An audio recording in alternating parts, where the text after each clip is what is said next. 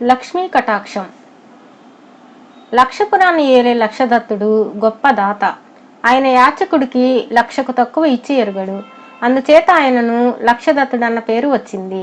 ఆ మహారాజు ఎవరితోనైనా తృప్తి పడినట్లయితే వాడికిక మిగిలిన జీవిత కాలంలో ఎలాంటి దారిద్ర్యము ఉండేది కాదు. రాజుగారి ఇంటి సింహద్వారం వద్ద లబ్ధదత్తుడనే కార్పటికుడు అహోరాత్రులు ఎండనక వాననక పడిగాపులు కాస్తూ రాజుకు నిత్యము కనిపించేవాడు. ఆ కార్పటికుడి దుస్థితి చూసి కూడా రాజుగారు అతనికి ఎలాంటి సహాయము చేయలేదు. ఒకనాడు రాజు సపరివారంగా వేటకు బయలుదేరాడు. రాజుగారి గుర్రం వెనుకగా తన చేతికర్ర కూడా తీసుకుని కార్పటికుడు కూడా వెళ్ళాడు. రాజుగారు విల్లు బాణాలు తీసుకుని గుర్రం మీద ఉండి వన్యమృగాలను వేటాడుతుంటే కార్పటికుడు నేల మీదనే ఉండి తన చేతికర్రతో అనేక అడవి పందులను లేళ్లను చంపాడు. నిర్భాగ్యుడైన ఈ కార్పటికుడు ఎంత మంచి వేటగాడు అని రాజు ఆశ్చర్యపడ్డాడు.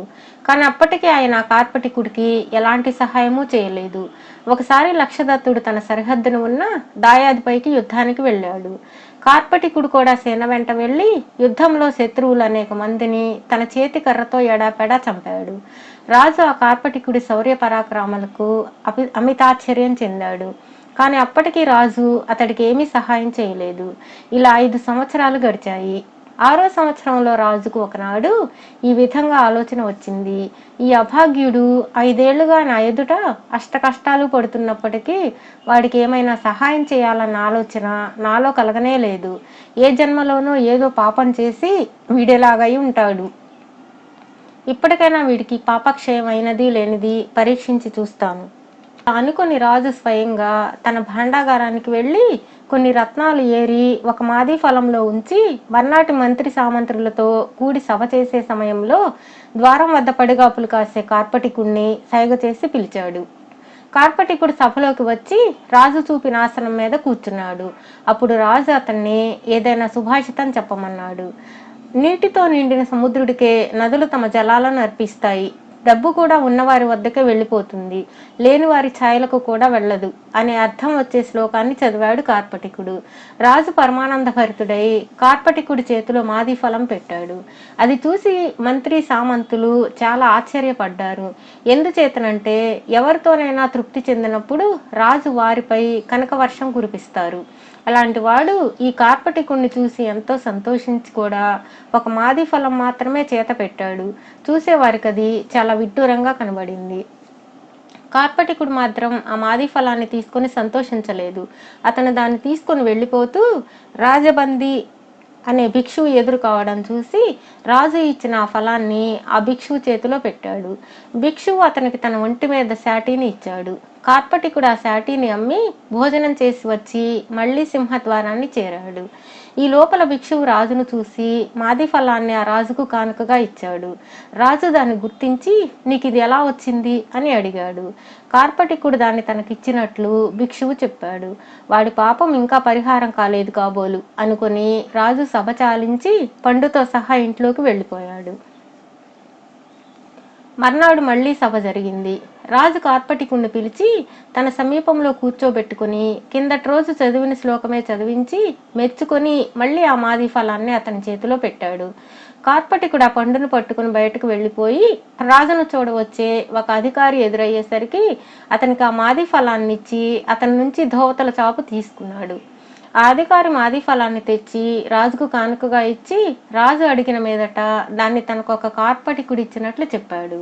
ఇంకా ఆ కార్పటికుడు పాపం పరిహారం కాలేదు కాబోలు అనుకున్నాడు రాజు.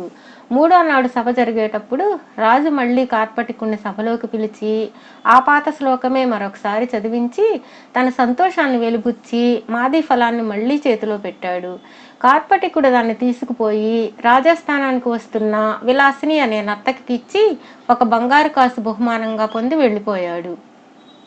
విలాసిని ఆ మాది ఫలాన్ని తిరిగి రాజుకే కానుకగా ఇచ్చింది. లక్ష్మీదేవి యొక్క శుభదృష్టి ఇంకా కార్పటికుడి పైన ప్రసరించకుండా ఉన్నది అనుకున్నాడు రాజు.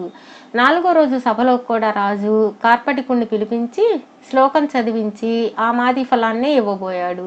కానీ ప్రమాదవశాత్తు కార్పటికుడు దాన్ని తీసుకునే లోపుగా రాజు వదిలేయటం చేత అది కింద పడి పగిలింది. దాని నుంచి ధగధగా మెరిసే రత్నాలు చుట్టూ చిమ్మేసరికి సభికులందరూ నిర్ఘాంతపోయారు. అప్పుడు రాజు సభికులకు జరిగిందంతా చెప్పి, ఈ కార్పటికుడు చేసుకున్న పాపం ఎప్పటికి తీరిపోతుందా అని నేను ఇన్నాళ్లుగా చూస్తున్నాను. ఇవాల్టితో అది తీరిపోయింది. లక్ష్మి ఇతన్ని ఈరోజు అనుగ్రహించింది అన్నాడు. రాజు కార్పటికుడికి ఆ పండులోని రత్నాలు బహుకరించడమే కాక అతనికి ఒక చిన్న రాజ్యం కూడా ఇచ్చి తనకు సామంతుణ్ణిగా చేసుకున్నాడు.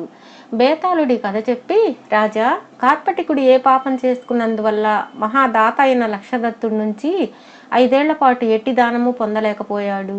వరుసగా 3 రోజులు కార్పటికుడికి దర్శనమివ్వని లక్ష్మి ఏ కారణం చేత 4వ రోజున దర్శనమిచ్చింది? ఈ సందేహానికి సమాధానం తెలిసి కూడా చెప్పకపోయావో నీ తల పగిలిపోతుంది అన్నాడు. దానికి విక్రమార్కుడు, కార్పటికుడు చేసుకున్న పాపమల్లా అతను యాచకుడు కాకపోవడమే. లక్షదత్తుల వంటి మహాదాతలు యాచించిన వారికి ఏమీ ఇవ్వరు. కార్పటికుడు శక్తి సంపన్నుడు. అతను రాజాశ్రయం కోసం 5 ఏళ్లు ఓపికగా వేచి ఉన్నాడు. అతను చెయ్యి చాచి అడుగుతాడని రాజు కూడా వేచి ఉన్నాడు. ఈ మధ్య కాలంలో కార్పటికుడు ఒకసారి వేటలోను మరొకసారి యుద్ధంలోనూ తన అసాధారణ ప్రతాపం చూపాడు.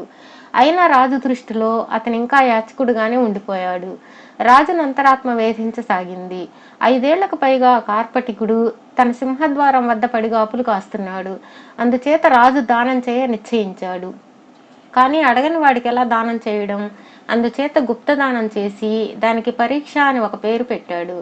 నిజంగా కార్పటికుడు ఏదో పాపం చేసుకున్న కారణంగానే అతనికి మాది ఫలంలోని మణులు దక్కకపోయిన పక్షంలో ఆ మాది ఫలాన్ని అతని నుంచి పుచ్చుకున్న 3 కూడా పాపులే అయి ఉండాలి.